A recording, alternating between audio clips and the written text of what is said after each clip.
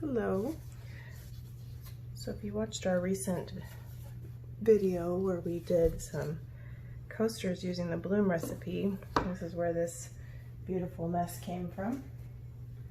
So I had mentioned in that video that I have some paint that's gotten a little thick and that I was going to do a pseudo swipe. So I'm going to do that really quick on this 10 by 10 level 1 canvas. Hopefully that's not zoomed in too much. But I want to show you how I prepare a canvas. So pardon the mess, because I'm not going to clean it all up in between paints this time. But sometimes these canvases, they're pre-gessoed, but they are not always like tight enough. So I spray a little bit of water in a spray bottle on the back of the canvas. See how it still doesn't sound like a little drum? It should sort of sound like a drum. So I usually gently spray the corners. Sounding better. Needs a little bit more. So what that does is it causes that fabric to tighten up a little bit and just lessens the likelihood that your canvas is going to like bow from the paint. When it's ready, it should sound like a drum. We're getting there. Just a little reverberation. Sounds pretty good to me, but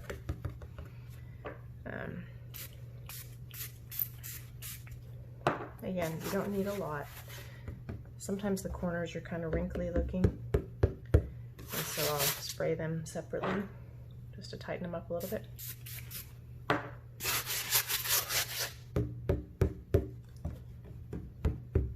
That's about what we want. As that water continues to dry, it should work. Now, I am not great about keeping a perfectly clean backing, but I try. So I tape up the corners with painter's tape. That green frog tape will work too. I use both. I don't go all the way to the edge because when I take the tape off, I don't want it to get too close and mess up like the paint edge. Some people do. They go like right to the very edge and gives them these beautiful clean lines. But I personally wouldn't buy a painting just because of how it looks on the back, so I don't really worry too much about it. When I first started painting, I didn't tape up the backs at all because it just takes up extra time. And paint mixing and all that takes up enough time, so you know, just kind of see up to you how you want to do.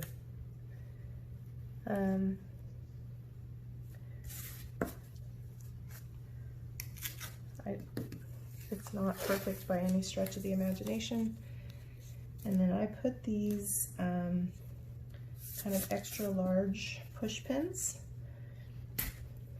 instead of something else to prop them up, because then it gets it off your surface and it also gives you something to hold on to when you start to tilt. I was really tempted to save those paint skins because they're really pretty colors. But if we're honest, I don't have time for all that. So I don't have time to save them and keep them in a place where they're safe to dry. And so I probably will not. But I haven't thrown this away yet because I figured I'll just prop this up and we'll paint right over it. So these push pins, they get a little junky too, so sometimes they can make your canvas not level. So just be careful with that. Most really awesome people use a level and make sure their canvas is level so the weight of their paint doesn't slide off the side. I don't always do that. I see value in it for sure, but I don't always do it. So I'm not saying that everything I'm sharing with you is the best way. I'm just telling you what I do.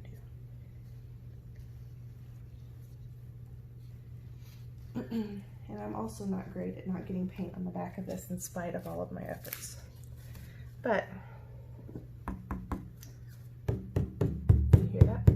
That's what you want. So that is how you prep a canvas. So I'm going to go ahead and start the video for the painting next. But I am going to separate this one so that we have a video for those who are first starting out, because that was really useful to me. So thank you for watching. Please like and subscribe, and I'll see you for the second half of the video. All right, so we have our canvases prepped, and we have a lot of these colors that I already have mixed up for the bloom recipe. Some of them we used on the previous pour with the coasters. Some of them are over here, and some of them we're going to need some more polycrylic. I can tell by how much effort we had to put into stretching that anyway. So I'm going to grab what I have left over and look through it and see what we can use in this pour. And apparently I'm going to drop a bunch of it on the floor.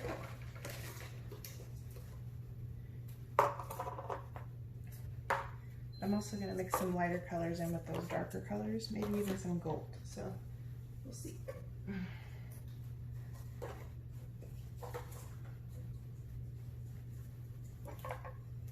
Pseudo swipes are a lot of fun, because when you have all of this paint mixed up and you don't want to waste it, it can be a really great way to use your paint. So this is Prism Violet by Liquitex. It's pretty thick. Not too bad though. This is, I think this is Teal by, no, this is either Amsterdam Turquoise Blue or Teal by Golden Fluid Acrylics. So I couldn't really tell you for sure, so don't quote me, but they're both really pretty colors. So we're going to use a little bit of polycrylic to thin down some of our colors again. If you watched the last video, I did that right before the coasters. But at this point, a lot of these paints have just been mixed up for a little bit too long. And I want to make sure that we can use everything that's in here, so I'm just going to add a little bit to them. Sorry that this is not a nice clean white background. Some days you just gotta maximize time and not clean up the mess in between. I have a lot of these primary elements mixed up because I love them so much. So this one is Robin's Egg, and there's hardly any of it left. So I'm going to find a way to use it, because I don't want it to dry out and be wasted. This is Golden Magenta. There's not a lot of that one left.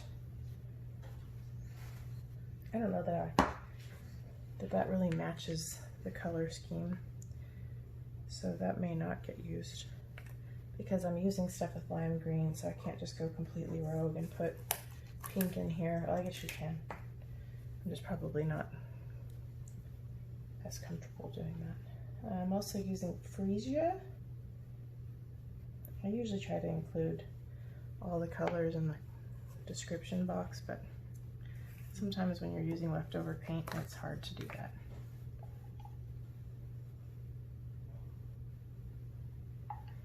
So I'm gonna do a pseudo swipe.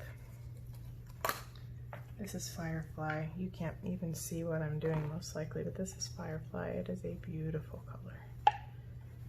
And then this is Hydrangea, which I think I already put something in. This is Pink Parasol.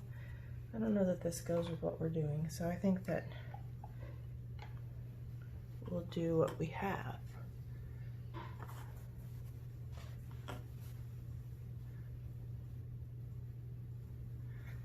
Alright, I'm going to try to put everything on with music shortly for you, just in case it takes a long time. Alright, so we have the canvas prepped. We're going to add our house paint.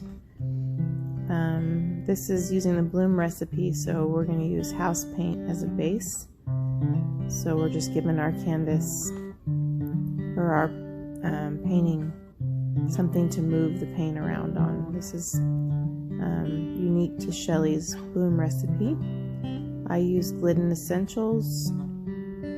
I'll try to link it in the description. Just a nice thick layer. You kind of want it to be fairly thick so the design will move on its own. Now, I had quite a bit of paint mixed up, so I just decided to go for it and use quite a bit of the paint that I had mixed up.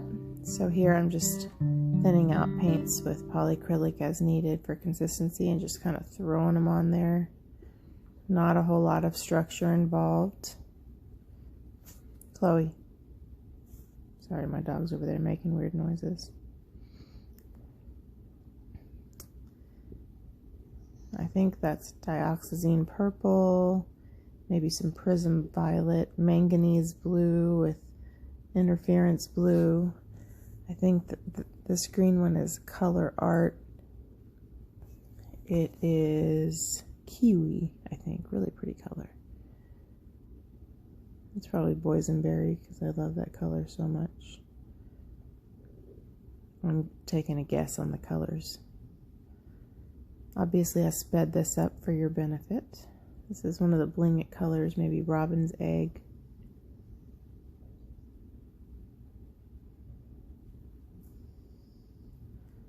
Sorry, my dog is in the background making all kinds of strange noises. I think that's Golden Teal.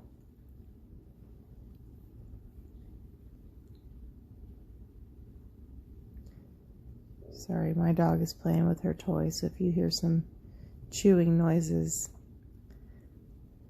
that's her. I'm not chewing, I promise. That would be weird, right? Alright, so now you can see that there's not a lot of structure. So we're basically just putting blocks of color, enough on here to get enough color on the canvas, and then what we're going to do is dip a little card into the cell activator and swipe in some random places. So some of those color blocks will stay and some of them will get swiped. So not a ton of structure necessary because you can kind of train wreck whatever parts you want and leave some color blocks the same. I really tried to maintain some of that kiwi color. It lightened up a little bit with stretching, but it's such a pretty color. It's that lime green, just that little pop of it. All right. And here I'm probably just putting way too much paint on there. Those are some random Bling It colors, pastel colors. I like to include them for kind of an opal effect. Alright. Alright, so we've got the colors on. As you can see, this is not an uber talented process. That's what I like about this. Now we're going to take some paint swatches.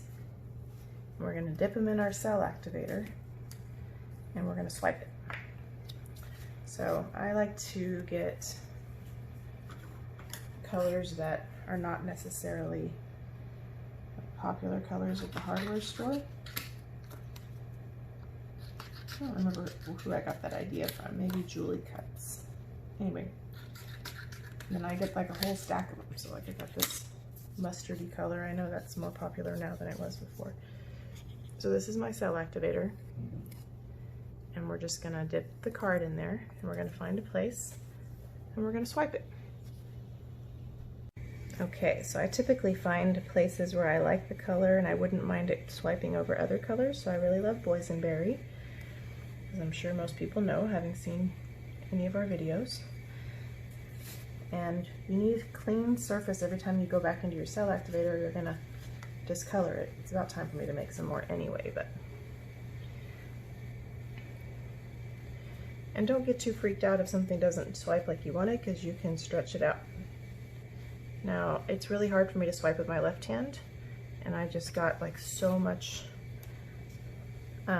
deeper into the paint than I intended. It still worked out okay though. That still looks pretty cool. That's what I like about this particular process, because you can keep some of the blocks of color and still have a swipe effect, like right here.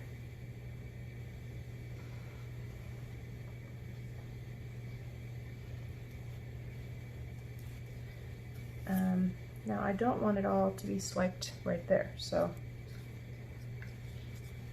I'm gonna do this.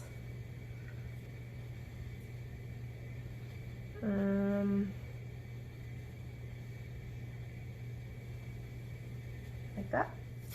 Ooh, I got some cool green cells. Yes. And then I'm gonna do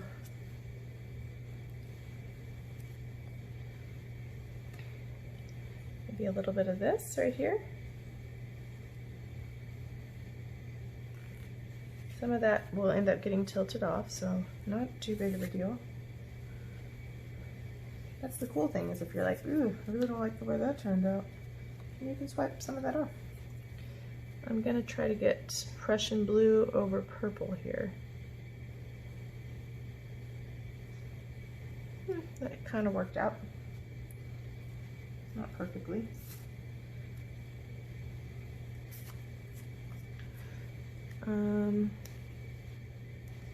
Let's see if I can't tug on this a little bit more. Prussian blue does really well under cell activator, typically.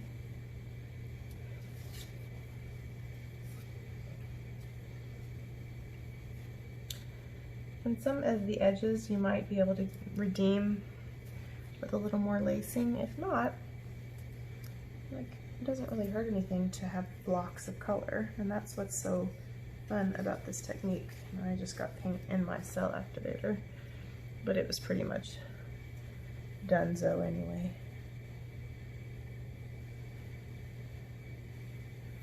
Now, I don't know if I could fix that.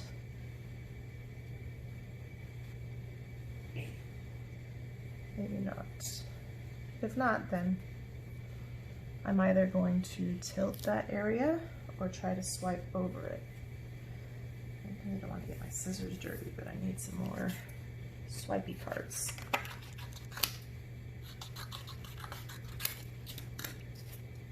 And I like to have some color blocks personally, so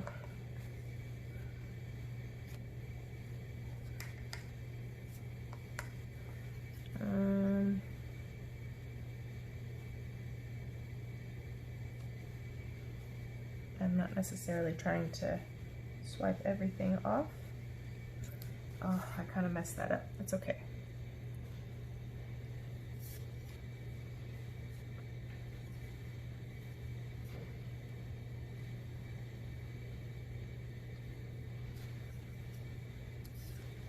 I don't want to mess up the lime green sections too much more, because I don't want to lose all my lime green like I was losing in my coasters. But I think that we will do one more of this.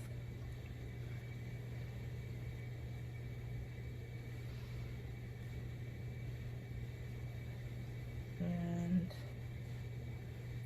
that didn't really do much. And maybe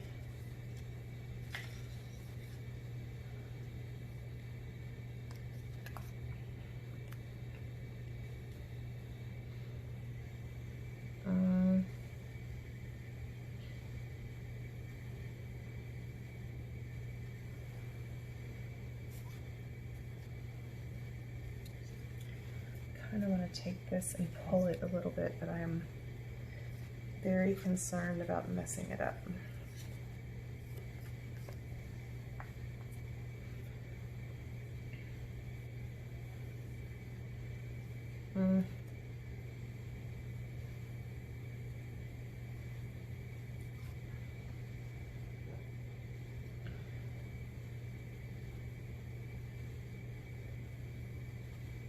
Same thing with right here.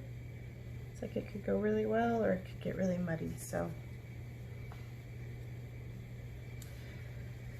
I don't know if we should do one final one, like on the outskirts somewhere. My cell activator's pretty jacked already at this point.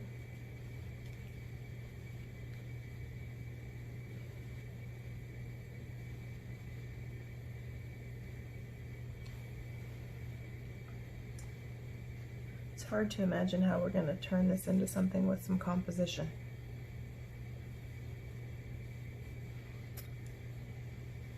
But I bet you we do.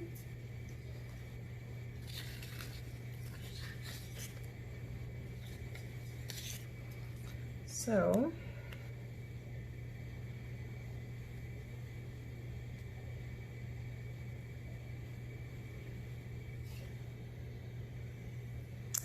I don't know. We'll see. There's some parts that are just like they want some swiping, but I hesitate to completely pull their composition out of the picture. Like some of it is great. Like this block in the middle, it's like it kind of needs a little something, like right there. But I also don't want to overdo it.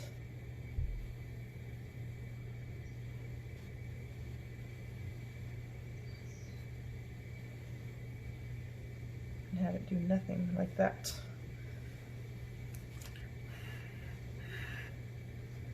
Yeah, I should have left that alone, huh? Okay, let's tilt it. Now we have a whole lot of paint down here, so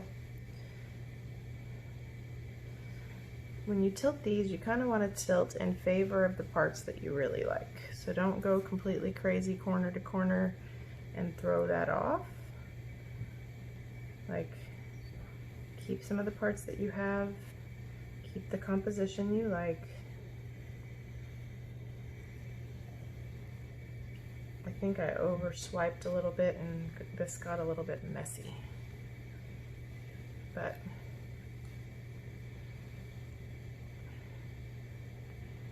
I need to bring some of the weight of the paint over here, because down here is where things are a lot more muddy. But even though this is not perfect, there's a lot I really like about it. This is mostly where I wanted to tilt off.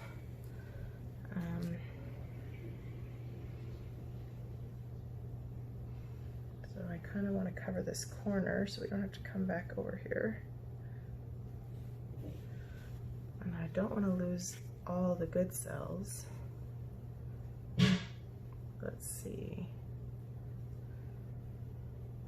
And some of the negative space will be filled with like some of the shimmers from primary elements, so that's good. All right, so we're trying to cover the corners. Unfortunately, I do end up having to tilt some parts that I really like off just to cover the corners. But the colors are going really well together. You might hear my dog in the background. I took her bone, so she's trying to convince me to give it back. Obviously, I have sped this up significantly because the tilting process is pretty slow. This is, sorry, that's my dog you hear. This is a little bit out of frame. I'm sorry, I'm still getting better at that. And then we're tilting the, see the beautiful lacing around the edges, and she has gotten the bone out of my hand. So you might hear her chewing on the bone. Sorry about that. Pretty sure that my husband and I work for the dogs. But yeah, the beautiful colors kind of going together. You still have some beautiful blocks of color, but then you also have some places where the colors have merged and the swiping creates that beautiful lacing.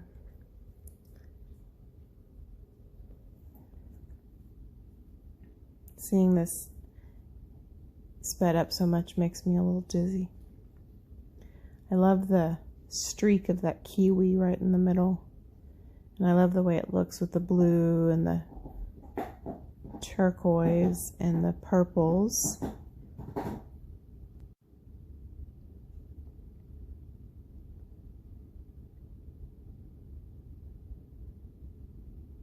All right, we're almost there. Sometimes when it comes to covering the corners, you might have to forego having a perfect corner so you don't mess up the whole composition of your piece. Sorry, my phone's going off.